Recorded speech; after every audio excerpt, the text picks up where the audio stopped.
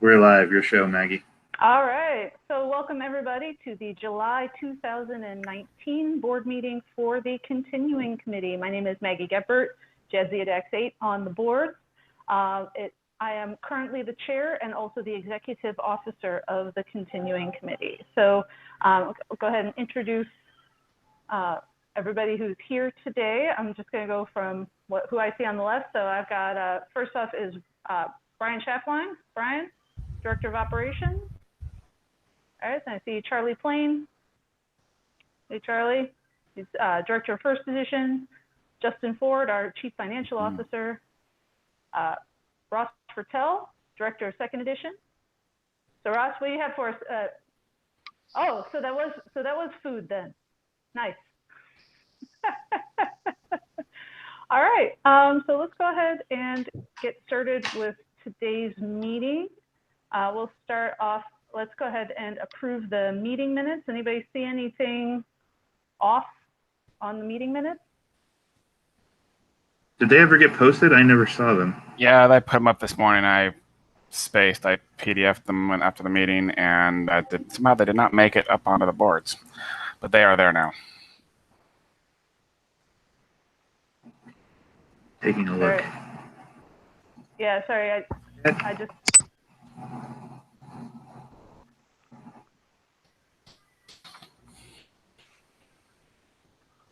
I mean, I don't have time to read them in detail, but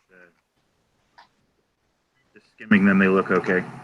Yeah, I move that we approve last month's minutes. I'll second.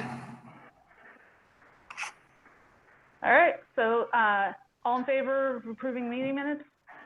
Aye. Aye. All right. I don't think we have anybody opposed. All right, cool. Let's go ahead and then do department reports. So let's start with First Edition. Charlie. Everything is pretty good in the world of 1E. There was some controversy, mild controversy, over the decision to ban SETI Eel and Memory Wipe, because I think it was coming out of a long period where we were pretty reluctant to ban cards. One of the things I'm pushing for as director is to not be hesitant and overly cautious with bans if there's a suspected problem. I don't want to be, ban happy and it's like, oh, this deck won one tournament, we're going to ban it. But if there's a serious concern from OP or high-level players or one of our departments, I would rather ban the card and take the time to look at it than not, especially since if there turns out to not be a problem, you can just unban it. So I would interpret the decisions to ban Memory Wipe and SETI Eel not as like sudden haste, but rather new willingness to be on top of things. In particular, this is a lesson we learned being so slow to deal with most of the 22 stuff, that it led to some frustration with some people. So other than that, the cage has landed and been pretty well received. There hasn't been a lot of negativity. It has been pretty quiet in terms of tournaments. So we haven't seen a lot of results with it. There was one regional that was run using it, and there were several people playing it. But we'll see how American Nationals and Worlds go. Those are coming up next, and projects are moving through the pipeline in the back end. And the big thing is we're running our survey right now of players. So if you are loosely connected to the game or deeply connected to the game, take the survey. We're at almost 200 respondents, and our goal was to get 300 unique respondents. So we're 2/3 of the way there with a couple weeks left. So if you're watching this and you haven't taken the survey yet, please do. And please promote the survey at your get-togethers and tournaments coming up. We're all sort of just waiting to see how Worlds goes at this point. There'll be some pretty deep discussions about the results of that after it happens. Errata's working on designing new errata, Design's working on designing new cards, and things are going pretty well. Yeah, I wasn't able to make it to your office hours on Wednesday, Charlie. I heard there was something about Deep Space Nine came out. We had a couple of this. We had the office hours was good. Nobody came onto the channel, but there were 3 or 4 people in chat that we talked the whole time. And one of the topics was the Alpha DS9 stuff isn't great, but the Mirror DS9 stuff was pretty good. So what lessons can we learn? And I did drop the news that if we get a phase 3 of block, DS9 is going to be one of those 3 blocks. So that was the hint I dropped there. Okay, that's cool. All right, any questions for first edition? All right, Ross, tell us about second edition then. So one of the things that happened this past week actually was with Gannicus. The best I can describe it is as a hiccup, but a lot of people took the time to come together to get us through it. The set's in a better place, and we're going to be moving on from that. Unfortunately, it will probably push the release of that set back, but these are just things that happen, and you have my apologies for that. But we'll be a lot better moving forward. The cards will be better, and the set as a whole will be better for it. Anniversary has been released to creative and rules for them to get started on. And the other big thing that happened with the sets is Lassie got its first look to playtesters, and playtesters are very much enjoying that set and what it has to offer. We're having very, very, very preliminary discussions phasing out the 3 big sets of 2020, which we're informally calling Interaction 2020. The names for the sets have been picked out. People are claiming the sets that they want. I imagine that'll be straightened. That'll start to solidify in fairly short order. And speaking of surveys, I am going to be working on the second edition survey today. The big questions that I have with that are, what do people think of blah? Like we've had an expansion with cards that are good in your opening hand. Do you want more of that? Is it the best thing since sliced bread, or is it the worst idea since the square wheel? So a lot of questions. They do get fairly detailed, but this is information that I would like to have. If all goes well, you should expect to see that early in August. And I do believe that that about covers the big points. All right, sounds good then. So sorry, I was pulling up for communications. Daniel unfortunately got called into work last minute. Somebody called off, so he couldn't make it. But he wanted to pass along some notes. There's not much to report on communications right now because we're between sets. We don't have a lot of articles going up except occasional Road to World article.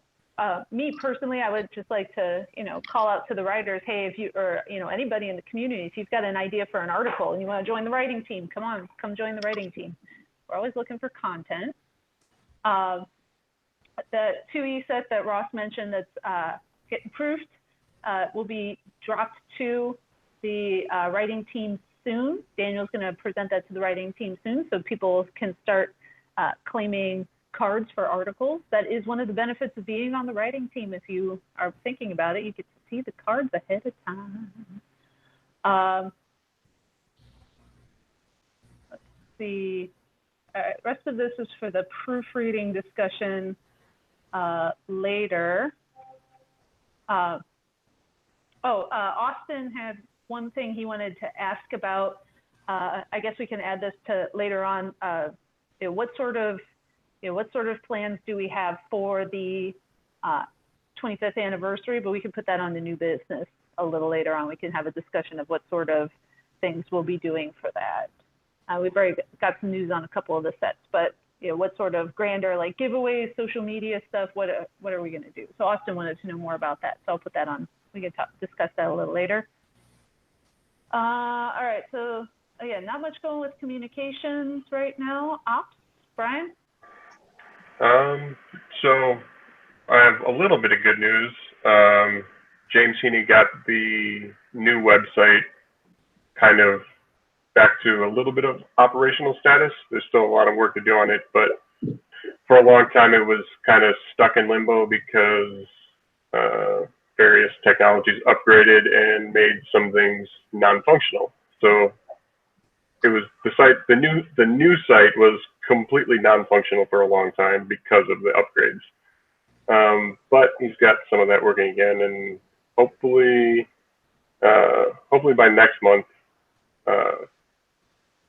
we'll have some more things working with the new site. I don't know when we can go live with it. That's still a ways away, I think, but at least it's in partially working condition now. And probably save all the new features we want, like,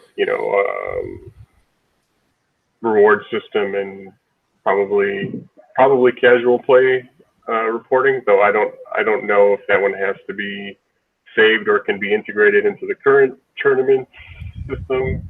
But I would say the programming team should focus on getting the new site operational before adding new things onto it. And I think that's on the way finally. Let's see what else. Some other good news is that Trump's new tariffs are on hold. So games and game-related goods from China aren't, they don't have a new 25% tax tacked onto them. So those projects that, I talked about in May or June, was it? With play mats and sleeves, maybe boxes, those could go through since we don't have new tariffs on them. Let's see. I'll probably start more serious discussions about those now with the community to see where the demand is. Because we are going to need the demand ahead of time, because we're not going to be paying for that out of pocket. I'm sure we'll discuss more of that when the budget item comes up on this, but that hopefully none of the community expects that the CC is going to foot the bill on any new products, because that's not going to happen. My goal would be, first to provide community members with, products that they actually want. And then second goal would be providing the CC with a possible source of income outside of the tournament fees. We'll have new goods to sell.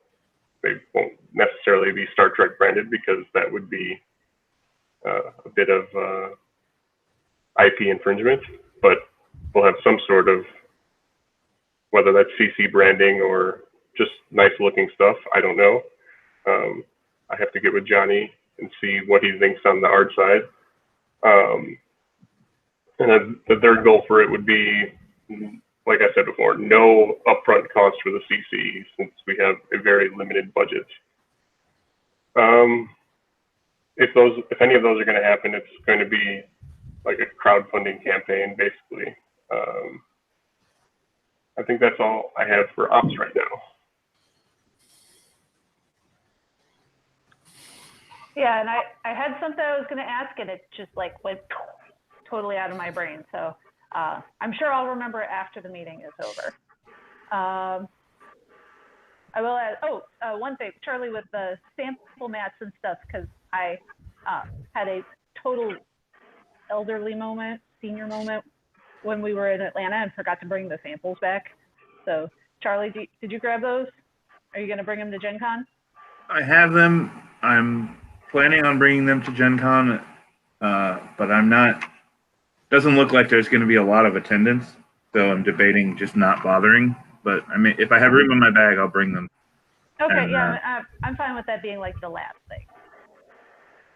Yeah. So we'll see. I do have them all. Yeah. Yeah. Charlie, what did you think of the mats and the sleeves? I had very terrible connection last meeting and could barely understand anyone. So I thought the playmats were fine. I didn't particularly. One of the sleeves was just like the art was just rubbing off. Just isn't going to work for us. The other one was fine. I'm kind of. I'm more in favor of playmats than sleeves. I get the appeal, but it's just we've looked at this on and off in the past, and it just always seems like it's such a huge run that's required for such a large amount of money, and there's no like unanimous agreement about what people want. It's like if everybody wanted black sleeves with the CC logo, it'd be easy because you could print a bunch of those. But everybody wants different things, and so that's going to make this tough. But the ones that didn't have the art rubbing off were clearly better than the other ones. What were the images on the sleeves? They were just sample images. It didn't really matter. I don't remember. Yeah, the samples they had in stock, whatever those were, I think they were more magic oriented, or one of them was like a party sleeve or something like that. I don't know. There were basically two grades. Sorry, there was like the tournament grade, which was probably the good one, and then there was the party grade, which is the stuff you give away when you're just running a one-off event. But that's the one that had the artwork on the back that could be like scratched off and marked. I wouldn't pick those, but they sent them as a sample. So yeah. Hey Charlie, real quick before we go on to OP, could you send Michael Van Bremen an invitation to this hangout? I forgot to mention he was sitting in for Chris today. Yeah, I can do that. All right, cool. Other things with ops, because I've been doing more. I've been monitoring the promenade. As Dan has been working to get up to date on the promenade. So just as an update on that, Dan has probably sent out about probably more than half of the raffle prizes from the first quarter raffle. As soon as he sends out the rest of them, he is going to put more. He's going to put new bins up for the second quarter raffle. We've sent out all of the level 3 and above kits that we've been able to assemble. We're getting some more maps for the rest of the Masters kits for this year. So we're having kits for the online Masters still. First edition British Nationals are later in the year. And there's a rumor of a South African 2E Nationals. So those, we still need mats for all of those tournaments. And mats for Gen Con too. So that's where we are in the promenade right now. So these are mats we're going to need like as soon as possible then, right? They're already done. Okay. Maggie asked me to order them. I ordered them because from the old vendor. Yeah, they've been ordered. I know you mentioned Brian changing vendors, but I didn't want to do that. Since we already had the first ones printed from the same vendor. So if we want to switch vendors for next year and future years, I'm okay with it. But yeah, I didn't mean to cut you out of that. Maggie was just like, "We need these now," and I was like, "Okay." That's fine. Like I was just wondering like how soon we needed them, because if we could shop for prices, then we might as well. But if we needed them immediately, then yeah, go back to Ink Gaming, Yeah, and we were gonna. She told me to order, I think 8 or 10, and that was almost the same price as ordering another 25. So we went ahead and ordered 25. So we're gonna have extras to put in raffles and giveaways in the reward store eventually. But it's the second year in a row that we needed more than 25. So a conversation we should have is, do we just order more up front? When we get to the budget, I'll talk about that a bit too. Fair enough. All right. Yeah. All right. So Michael, can you give us an update then on organized play? As far as organized play is concerned, obviously Worlds is coming up, and that will be, all things would be good in there. There will be an online Masters, date yet to be determined, but probably my guess is probably in September would be when it starts. And of course, there will be British nationals and Canadian nationals, as well as of course, Gen Con and Space Coast Masters in Florida. Yeah, Daniel, part of Daniel's update is, sorry, I'm getting some feedback there. Part of Daniel's update is that he is, that he's been prepping for Space Coast Masters, getting prizes and all that stuff ready. So that's his big thing that other big thing that he's been working on. I forgot to mention something. Could I mention it now? Sure. It's tangentially related. So we're starting a new program that I haven't come up with a great name for yet. I'm still calling it like first weekend, first edition. But it's starting in the first weekend in September, and the idea is the first weekend of every month is like a focused weekend to run 1E stuff. So it could be tournaments, it could be casual get-togethers, it could just be you and your buddy play testing or deck building. But so September 6th, 7th, and 8th is the first one. Take pictures, put them on social media with the hashtag #ShowUsYourSpaceLine. And I'll be tracking all that stuff, and there'll be prizes that we give away. And then as we move forward, there'll be more stuff that we add as we solve some of the technological issues with the new website and get the ability to add some tools. There'll be opportunities to earn special rewards. But if you're planning events, run something for 1E the first weekend of every month, starting in September. More details to come. And also with organized play, don't forget there is a Global Chairs Challenge happening right now. So if anytime between, what is it? I think Friday, August 2nd through Sunday, August 18th. If you play in a tournament, you get an entry into the Global Chairs Challenge giveaway for one of 5 of each of the Worlds promos. And then you get extra entries if you play a deck that goes with the theme, which this year the theme is Assimilate This. So you could either play a Borg deck or a TNG deck, as defined by the, I think as it's defined by the achievements in the, as defined by those achievements in the achievement system, or if you're playing with Wolf 359 or Salvage Starship. Salvage Borg ship. Salvage Borg ship. Thank you. Salvage Starship and Winnie. Yeah. And I think you meant Enterprise E. Oh yeah. For Well, 1E. that's the 2E side is the TNG. The 1E side is Borg, Enterprise E, or any deck that includes the mission Secret Salvage or the Mission 2 version or Salvage Borg ship. Yep. And if you're playing Tribbles, you have to have at least 8 Assimilate cards in your Tribbles deck. So yeah, so go ahead and queue up the Chairs Challenge. So and you get extra entries when you win too. So extra entry for a win, and now we have achievements for those for the Chairs Challenge in the achievement system. So the achievement chasers, go out and get your achievements. So yeah, everything's kind of quiet right now. I feel like it's the calm before the storm. Like Discord's been kind of quiet. Site's been kind of quiet. I haven't been really talking decks because I'm like, I can't talk decks because if I talk decks, I'm going to want to change the ones I've built for World, and I'm like done. I'm ready to pack and go. Yeah, don't get me started. I'm bringing way too many decks with me because I can't decide. I bought a roller bag just so I could pack decks. That's not good.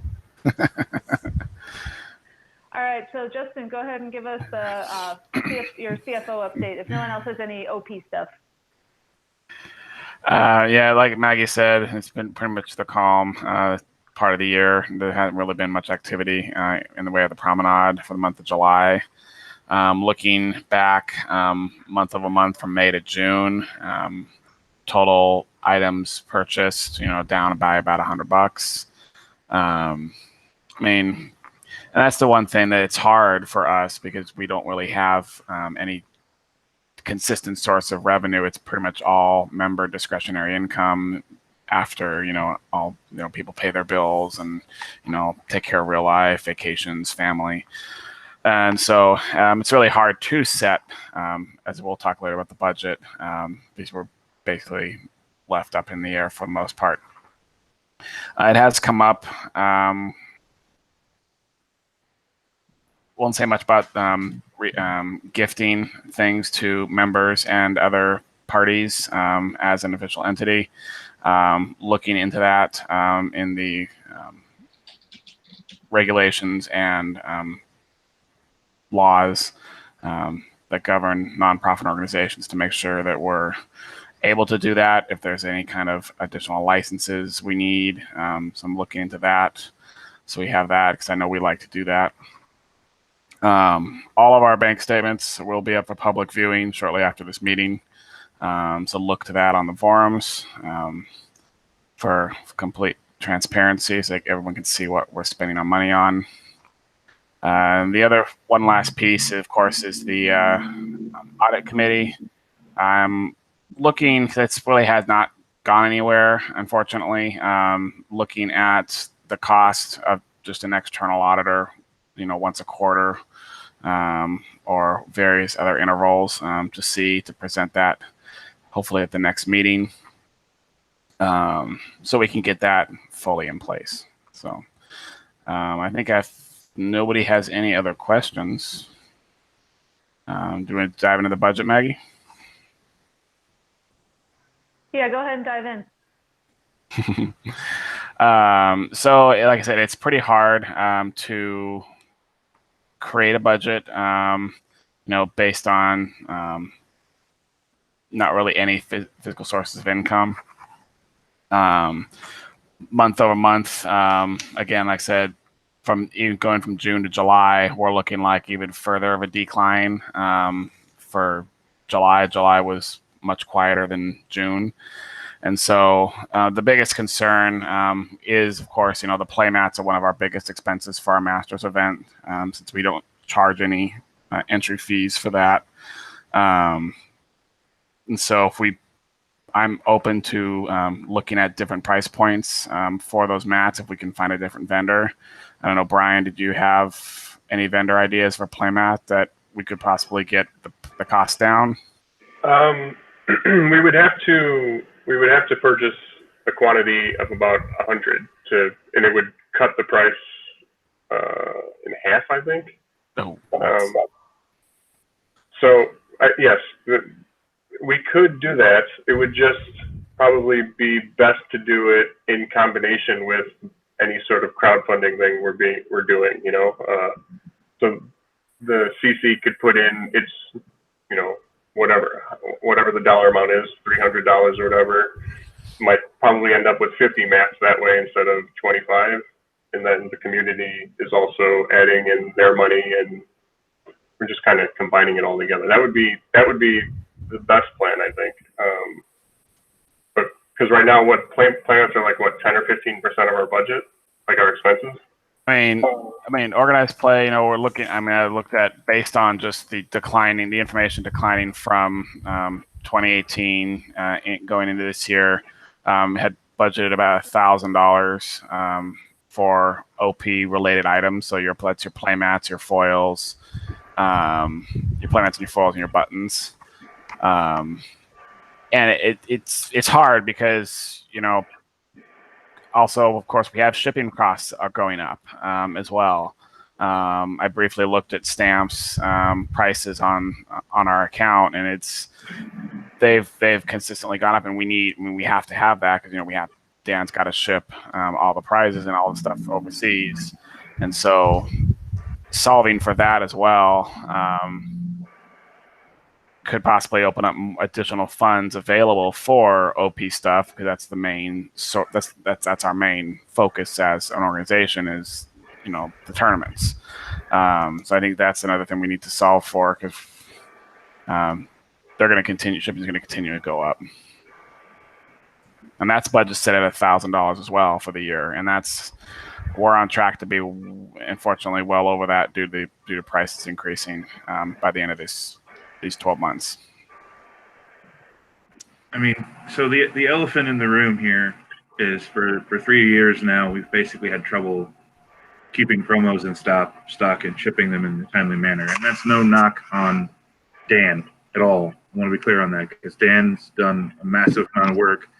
Dan used to have, 8 people who could come up for a scrapbooking party and help him make promos and pack orders and get stuff done. And then that slowly dropped off. And then, I moved out of San Diego, so I can't help. And then it just scrapbooking parties. So we solved that problem. We have 4 groups making promos now, but Dan's got kids that are getting older and doing more stuff, and his time is having more and more demands on it. How do we help Dan? Because if we can consistently keep things in stock, consistently ship things quickly, I think part of the reason income is down is because we've broken the public trust in our ability to satisfy their orders. And that's, again, I don't want to blame Dan. I don't think it's Dan's fault. It's this organization's problem. How do we fix it? How do we help Dan? I don't know if I'm going to see him next week at Gen Con, and I'll ask him, but what can we as an organization do to do more to help so that if we can consistently keep things in stock and consistently get things shipped quickly, as that continues to happen, we can rebuild that trust and that can restore some of our income, I think.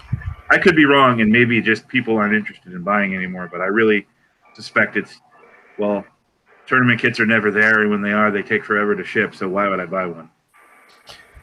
Yeah, I mean, if we have somebody else that can help pack and ship stuff, I work next to a post office. I can drop stuff off on my way to work, or even on my lunch, and so it doesn't take any extra time out of my day. So I would be willing to potentially, assist with packing. I'm sure we could find some other people interested in helping packing, because packing's the easy part. It's the production that takes the time and edging and cutting the foils and preparing them. Well, one of the questions, a community member was talking with me about this, and was like, all right, well, you make kits, can't you ship the kits from your house? And I'm like, well, the problem with that is we would need to send me buttons. We would need to send me all, now that's not that big of a deal, but it's like, but what if somebody orders multiple kits? Now I'm making the Series O kits right now, but what if we have somebody who orders a Series O kit and a Series 19 kit that's being made by Michael down in Atlanta, and then a Tribbles kit that's being made by Charlie? Well, if we're shipping direct from there, we're going to spend a lot more money on shipping because we're sending it all to three people. So the problem with having the multiple shipping sites is that we're probably not going to save any money if we have multiple shipping sites, because we're going to be moving product around to all of these different places. Yeah. The only way that I see that being useful, or the way I see that saving us money, is if we have a European site where we send a big box of stuff once a quarter, and then whoever's in charge of that. And I have had some European people approach me about doing something like that, and we need to talk more about that with them and get some of the logistics in. But but I don't see us saving money or time if we're shipping multiple kits from multiple sites. So that's just where I'm seeing a problem. Now that's probably something that has a solution. The other thing too, Maggie, is we could do, for example, break it up. We have a lot of high level events throughout the year: Continentals, Masters, Nationals, Worlds. Raffle prizes, ambassador foils, special prizes. That could be. Dan could be. Since he does the raffle as well, focus on the special foils and the raffle, and then have somebody else that basically ships any other orders on the promenades, like you said, so we don't have stuff in multiple places. So the productions teams ship either, if they're special foils, to Dan for shipping, or regular foils to another site for shipping when they're purchased off the promenade. So you sort of break it that way, so Dan doesn't have to always ship everything throughout the year. He's just shipping the special stuff plus raffles. I don't know Brian, if that. actually, that's an idea that has merit. Brian, I think you had a comment. I was just going to say that if we had our multiple locations, whether it's you or Mike, also shipping, it might save time. It just won't save money. Like, it's possible that, yes, everyone will get their things faster, but it's also possible we'll just go broke faster. Well, I think the issue from Maggie's point of view as well. So a lot of the archive sales that Dan's got older kits in the warehouse, we would need to make sure that everything on the promenade is at one location. So if we're going to have a support for Dan to help pack orders for basically the promenade, then the archive stuff needs to be a one-time shipping cost sent to that support person, and then all the production teams, they're either, because like when Maggie and Mike and Charlie send their foils now all to Dan, they would either send only special foils to Dan after they produce them, and then send the regular foils to the other person or the other team to pack. And so you still have the same shipping costs, because I'll just use Seattle as an example. Shipping from Chicago to San Diego or Chicago to Seattle is going to probably be the same cost, roughly. And so just as an example. The other thing we could do, because we need to find a way to deliver this without spending more money, because until the money's there, that's just going to hasten things. But I've worked in shipping for the last 5 years, most of the last 5 years. We could find a third-party shipping service. There are businesses who, like, you send them their stuff and then you send them orders and they ship them. So we could.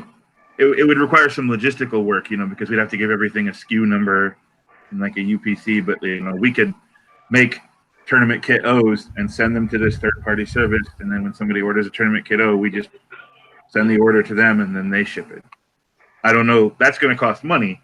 Does that cost more money than running 3 or 4 shipping sites? I don't know, but it's an option that we should look into or could look into.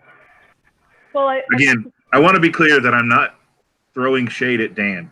Dan has been doing great work for years. We just need to find a way to help him as an organization. Well, one thing I think we can do is that, so I've probably mentioned before, my group has been approved to do to assemble the promos that are on the rainbow foil paper.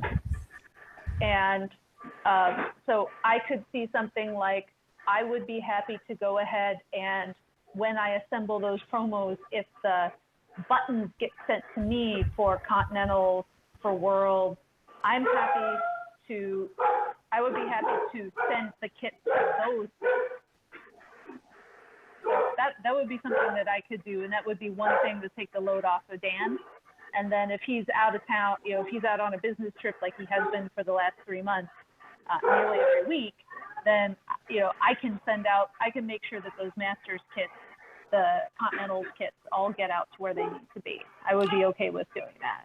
So like flip it then, since your group's making the special foils, Maggie, then maybe have your group ship out the special foils, and then Dan just can do regular orders. Right. That way, then there's no extra cost. So Mike and Charlie are sending the regular kits to Dan like normal.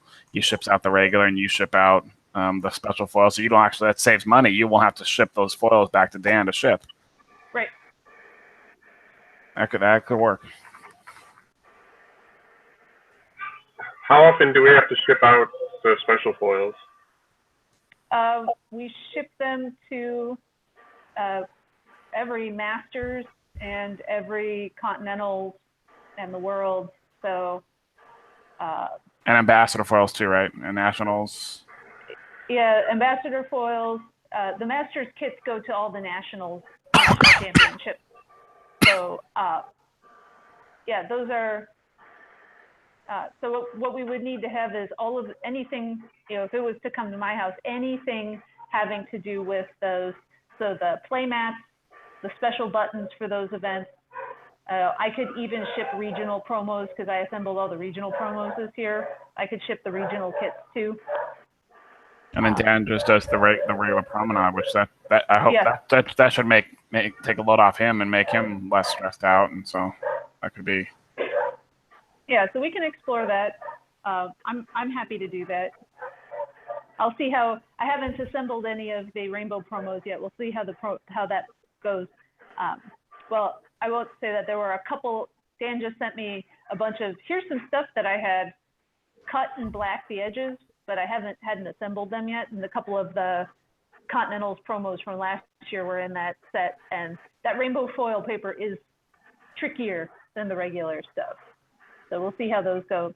Seem to be all right, but yeah, I'm happy to do any of the organized play foils. And when you do get around to doing that, let me know so that I can come over and learn how to do it myself and help.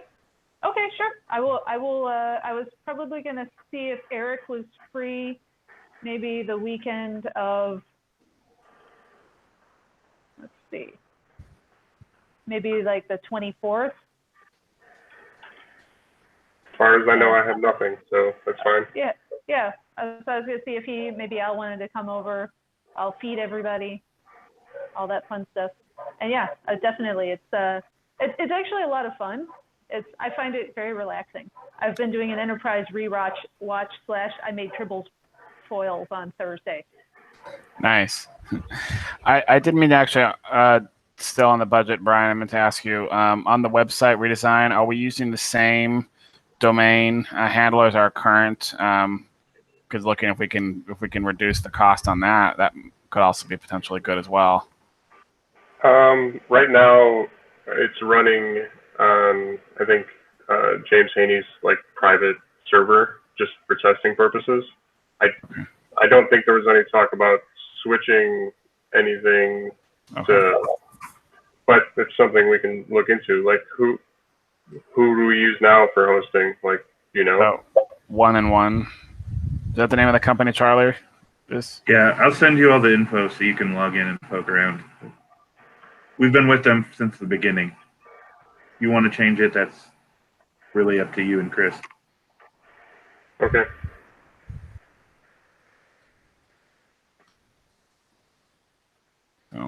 You're not gonna find, generally speaking, for the volume of traffic we have and all that, it's gonna be tough to find something that's cheaper than 110 a month, but it's possible.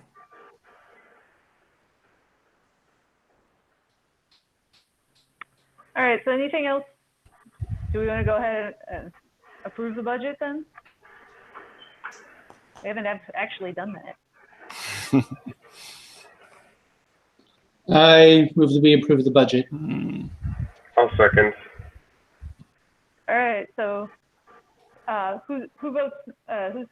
Who agrees we should approve the budget? All in favor? Aye. Aye. All right. Anybody opposed? All right. Budget is approved then. All right. So the next thing on here is donation policy. So we talked about this a little bit last time, but wanted to circle back around to it. We've had a little conversation in the Players Committee board of this. With the donation policy, we've got two competing interests, I guess 3 competing interests here, really, if you think about it. The emergency nature of the donation that we gave to the North American Continentals, questions of fairness in terms of how we're going to do this, if we are going to donate money in the future, and then the current budget problem. So,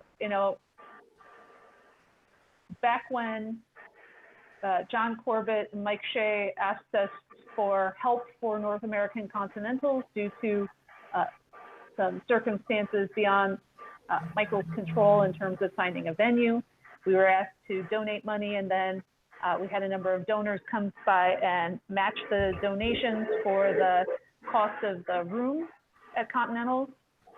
By the way, the conference room at the JW Marriott was quite nice, but it was also very, very, very expensive. So we did have enough people who stepped up to sponsor the event. Thank you to all of our donors who did that, so that there were no fees necessary for North American Continentals. So back when that came up, when that issue came up, there were some concerns about, other people who have had expensive, venue expenses. So for instance, upcoming Worlds, Julius is hiring a bartender for 4 days for Worlds at Chazland. So he and some of the other Austrian players have altogether incurred about $1,500 in expenses for Worlds, and there is I believe, a €50 fee for all 4 days.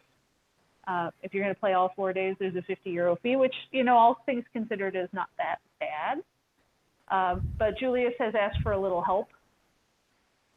And so looking at all of these issues, thinking about these things, are we going to continue to sponsor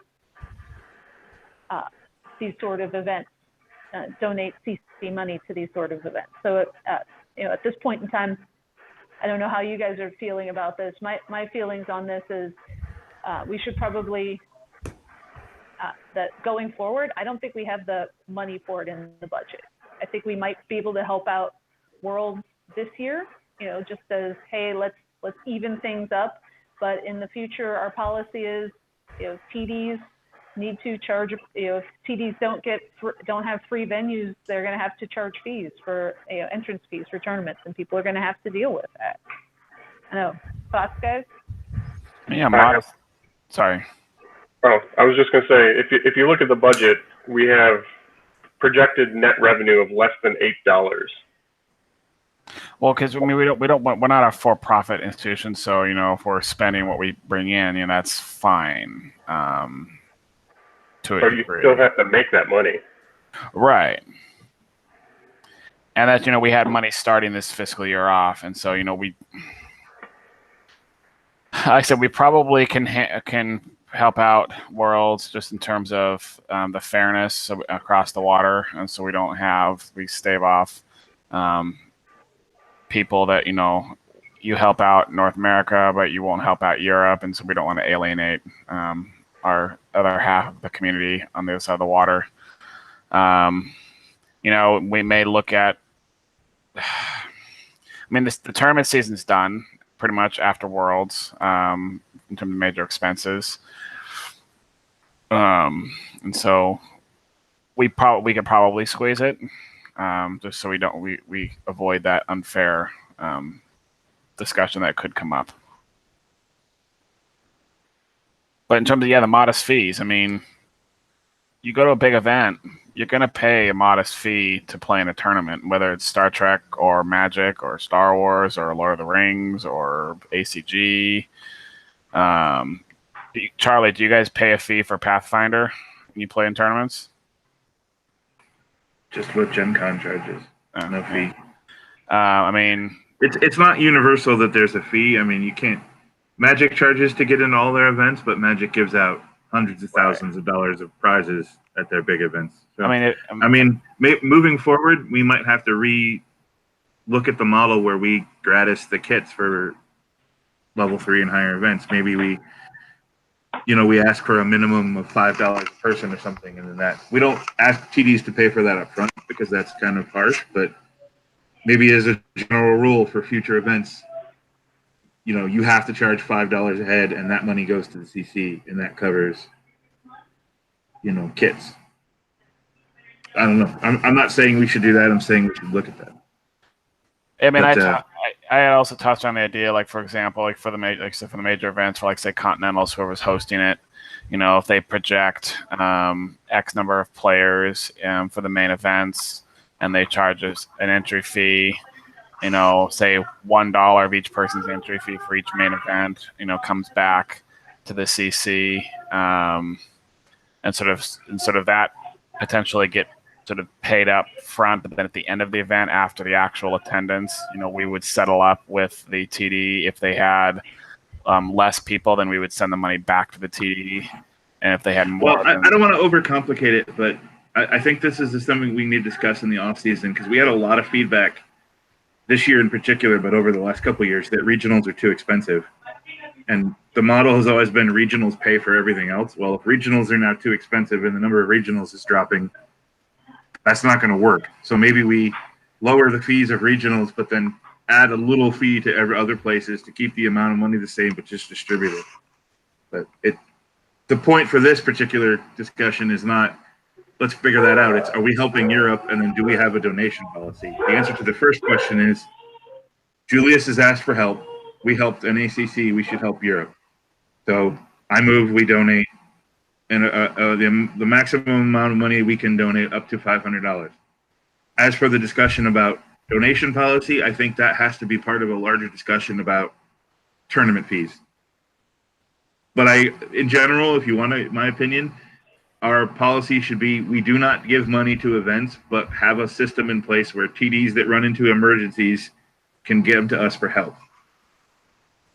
You know, like the problem with Mike, what I would have liked to see last year is Mike come to us before he signed the contract and said, I'm having trouble finding a venue. What can we do? And we figure it out. That's what I'd like us to see in the future, is us be more of a resource before we have to send out a check. Yeah, my thought on that is what we could do is, I know that there are that we could we could organize the GoFundMe for something like what happened this year. And then the idea being that we would take care of the tax implications of a GoFundMe, and then the organizers of the events wouldn't have to worry about them paying any sort of taxes on a GoFundMe. So that was a thought that I had about the donation policy, that we're not going to send people money, but we will help them run the GoFundMe so that they could get the funds that they need for their event. But I don't know anything about running one of those sorts of campaigns, and what the taxes are, what the fees are, and how that all works, because I've never run anything like that. I don't know, what do you guys think? I mean, that could work. I mean, again, charging a modest fee. I would expect it. I would not be expected to not have to pay any kind of fee for a Continentals level event. You know, I think, Mike should have charged, $5-10 for a main event, or a monthly or a weekend fee. I mean, let's not argue about what Mike should have done or shouldn't have done. Right, but I'm just saying the TDs should be charging a nominal fee if they're coming to us for help and they need help with either finding a venue or dealing with the aftermath of the cost. It shouldn't all be on us to bail out an organizer. There's a lot of misinformation in that. It wasn't all on us to bail out Mike. It wasn't. Those are issues that are not related to the topic, right? Like Mike did what he did. It's done. It's taken care of. Are we helping Europe or not? So there is a motion on the table to give $500 to Europe. Is it okay? $500. Up to $500. Is it okay if I second that? Sure. Okay. All right. Do we have any other discussion about supporting Europe on this? Like, I realize that we need to have a policy on this. We can sit here and debate in circles and point fingers, and I don't want to point fingers. It doesn't matter. We need to figure out how we're doing this going forward. How can this organization help people? And we've already determined that we can't hand out checks. How else can we help people? And the reason I don't want to say, like, everybody, I think my problem, Justin, with what you said is, like, everybody should have to pay something, is that's not necessarily something that's practical. There's a lot of people out there.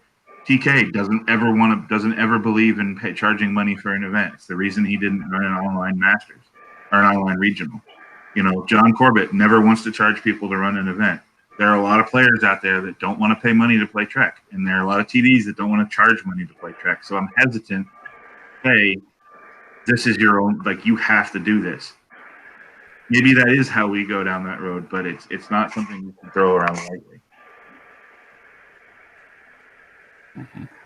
Not everybody can drop 50 euros on top of a trip to Austria, is what I'm saying. And our community isn't big enough that we should exclude people automatically. I have a Alright, question though. Like, would they have to drop 50 euros if, like, say they didn't hire a bartender?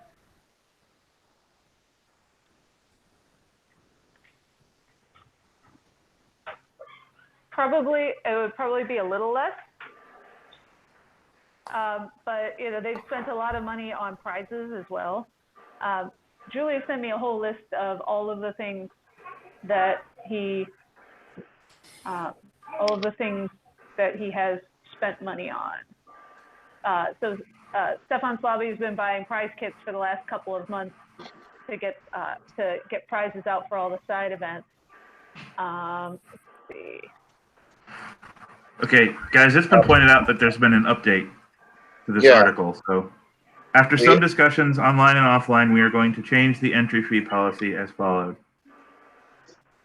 Euro 50 as an entry fee is not too much. Vienna does not have any financial problems. We calculated our expenses to be covered by an entry fee paid by all attendees. Nevertheless, after gaining knowledge of CC's donation for this year's NACC and some other facts, we won't charge entry fees as listed above. Our expenses would only be covered by donations. We will have a donation box at Worlds, hoping most participants are going to donate something.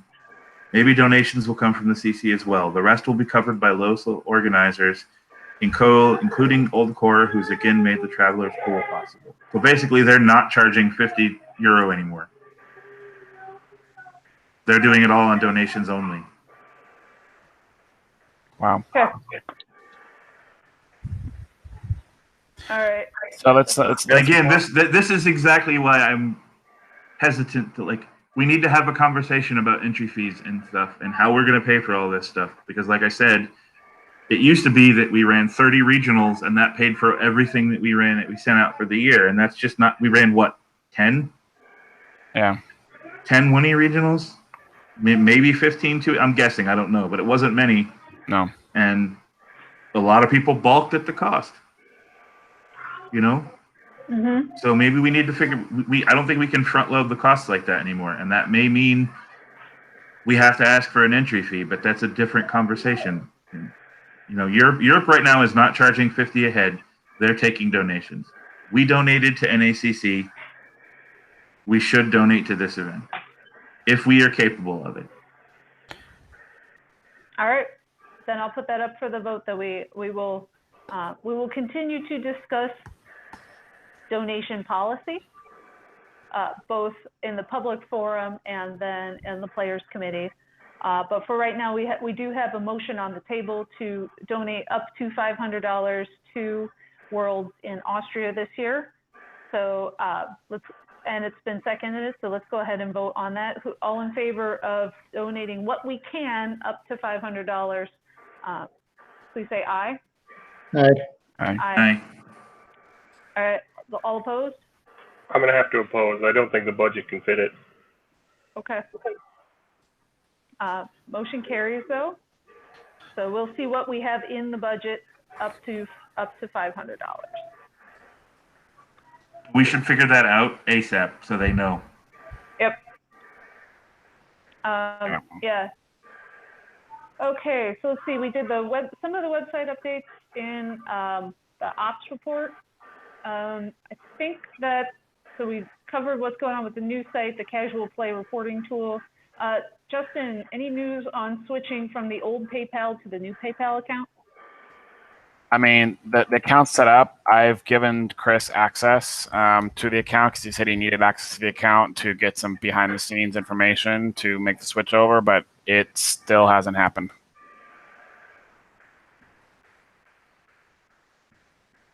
And so he has the login information because that's what he asked for. I can send it to him again. Maybe if he lost it. It was about 2 months ago. Okay. but I don't know how to make that switch. I'm not a programmer, unfortunately. But All right, so that's where we're sitting then. We're marking time right now. All right, so that's all the old business I had. All right, one new thing on new business. Where does proofreading live? In the bylaws, I put proofreading in the Department of Communications basically because there was just social media and the writers team in there, and the other possible place I could have put it is ops but there's a lot of things already living underneath ops, so I sort of wanted to spread the love around. But as of right now, even though it's in the bylaws, Daniel doesn't have access to the proofreading boards because I totally forgot to ask Chris to give him access to the proofreading boards. So Daniel hasn't been running proofreading because he didn't know that. So where does it live? Is it okay? Is it better in ops? What do you guys think? What are its responsibilities? The responsibilities of the proofreading team is to basically proofread the new sets and look for basic spelling errors, any sort of formatting errors that may have accidentally popped up. They also try to achieve consistency in wording. So we have like a second edition style guide that says, things like, and this is true, like you use the Oxford comma, things, skills in skill requirements in a dilemma go in alphabetical order, and all sorts of other things here. So that's the big thing that they do. So it's mostly about proofing the set. Historically, this was set up by Nick Yankovic and I to be a shared team between 1E and 2E. When it was first created, it was jointly managed by the 1E and 2E departments, since they were really just looking at cards. So that's why it's set up the way it was. That's why a separate person was brought in to manage that team versus putting it on another director. If you want to move it to a different department, doesn't matter to me anymore. But just for historical context, it was originally set up to be jointly managed by the 1E and 2E brand managers. Okay. Yeah, I mean, basically when I was putting together the bylaws, I realized that it was the only team that didn't per se sit anywhere in the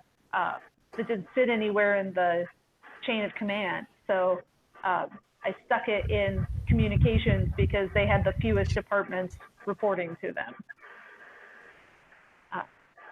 More or less, where it needs to be is just like, if there's a problem, who do they report to, kind of thing. But it mostly seems like the teams are, I'm okay. The first edition, second edition brand managers basically just put up the sets to the board in question, and it gets proofread. I would think it would be a good idea for having it under communications, just because I know that a lot of the website communications need proofreading. And the articles too. Yeah, well, proofreading doesn't edit the article. But I think they should. Well, we really do need a writing team manager to do the editing for the articles. And we've not yet had anybody who's interested in taking up the position of the writing team manager. Well, and part of the problem with articles right now is they're almost always submitted the day before they want to go up. So if we were submitting articles a week and ahead of time, then the proofreading team could proofread. But like, for example, my column, I pretty much have to write it between Monday and Tuesday to get it up on Wednesday. There's not a lot of time for it to be proofread. And that's just an example. I mean, but there's a lot of articles that could be, I get a lot of text messages. Hey, I just finished this. Can you submit it? If we were, submitting things earlier than the day before we wanted them posted, then we could run them through the proofreading. There's no reason we can't run them through proofreading after they're posted. True.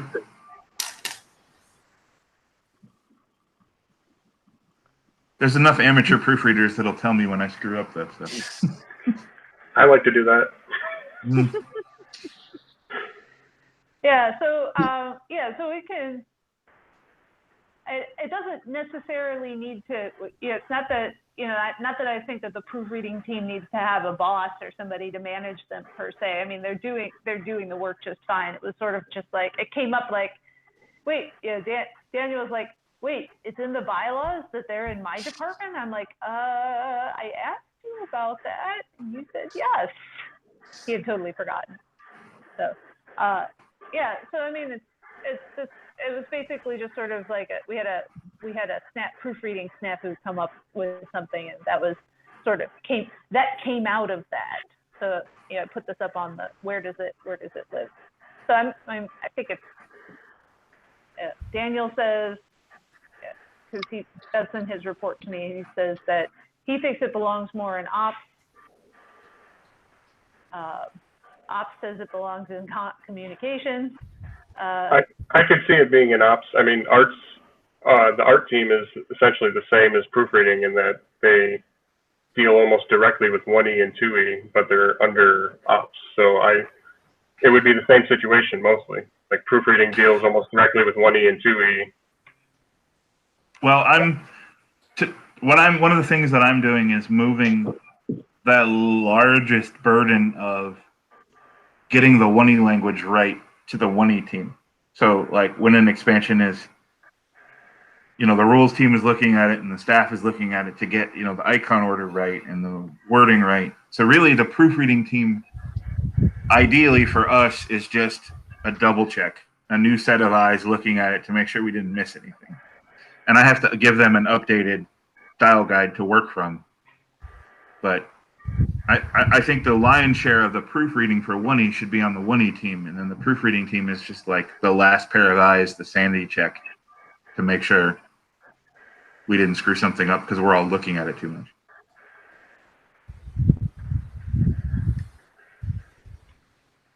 I guess I have no strong opinion on who should be the director in charge of it. Well, I mean, my only strong opinion on it is that if we move it from communications to ops, I have to change the bylaws, and then we have to vote on that change.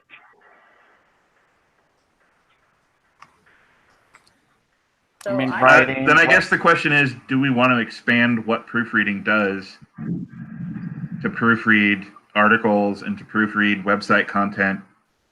Because then it should stay under communications. It should. If we don't want to expand what the proofreading team does and we just want them to do expansion content, then it should probably go to ops. So that's the question, really. All right. Well, what we should do then so we shouldn't vote on anything then, because that's a question we need to bring to Michael Moskop, who's in charge of proofreading. Like, is he willing to take on that? Is the team willing to take on the responsibility of also proofreading articles? Way back when, I volunteered to Mike to be the proofreader just for the articles and website content. Oh, okay. All right. Well, then, yeah. So we can have a conversation with Mike about that. Getting people willing to see if since we seem to have people willing to do that.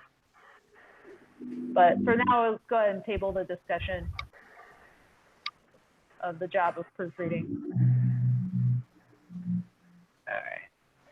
All right. So that's all I really have. There was one more article under new business, but it's more of a private question to ask Ross about. And but that was the last thing. Anything else for new business? All right. I didn't see anything coming up on the public comment period. So I'm looking at the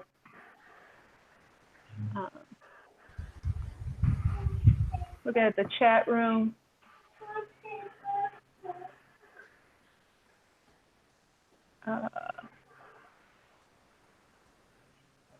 Could more people have access to update the cards? We've had a couple of cases where updates that needed to be made were posted but didn't get onto the file. such as, I don't know. This is what Amber is asking about. I guess maybe that's. Oh, just, you know, like with us, a period needed to be put in or a comma, sometimes those get missed, but. Yeah, like basically punctuation is what she's telling me. Oh, okay. Are you talking about in UP or what? Yes, yeah, like wherever you need to make the change. Yes, in Utopia Planitia. Hmm. I'd rather, once a set's locked, I'd rather not have multiple people who could go in and make changes. And that's gonna, you know, we've been reporting those changes, and you know, then we have you know, Ross or Charlie would make the changes in UP. I think that's probably better. Well, I mean, I don't know how TUI's doing it these days. On the Winnie side, the design team can make the changes, so can the brand manager. But if the rules team or somebody sees something, they put a note in there, and they have colored flags they can set. So green means everything's okay, and if something is wrong, like there's a missing period or something's out of order, they change it to not green. And if it's not green from both rules and creative, you can't lock the card. So at least on the Winnie side, it's, you know, they see a missing comma or a period, they mark it yellow and say you're missing a comma, and then usually the lead designer goes in and fixes that. And then the next time the rules person goes in, they see that that's been fixed and they change it to green. It may work differently on the two sides. I don't know. I haven't used UP and TUI for some time. It's the same, just stuff gets through. What happens if it's locked and you need a fix? then just let me know and I can unlock it.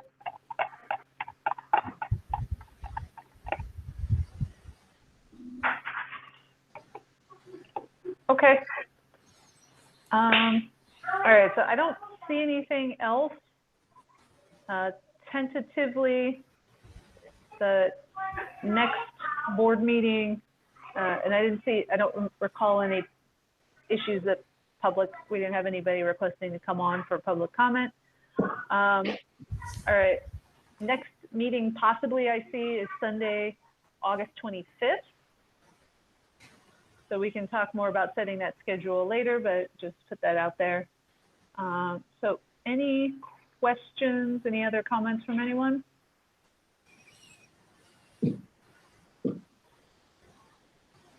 All right, then I move that we, I move to adjourn.